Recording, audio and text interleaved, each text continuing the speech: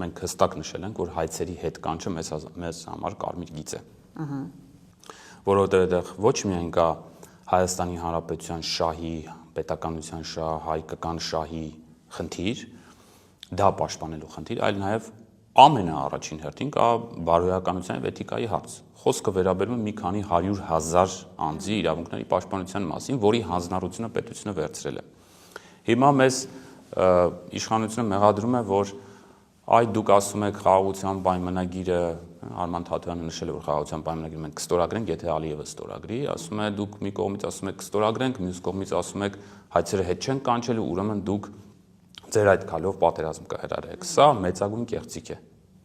Իրապես կեղծիք է, սուտ է եւ մենք ուրեմն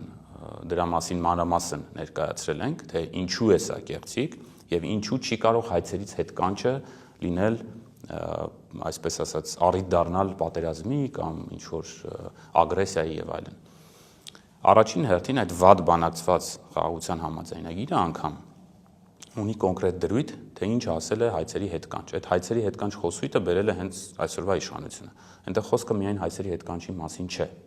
15-րդ հոդվածը խոսում է հայցերի հետ կանչելու կամ ցանկացած այլ ձևով արկա միջպետական հայցերը, գանգատները, բողոքները լուծելու մասին։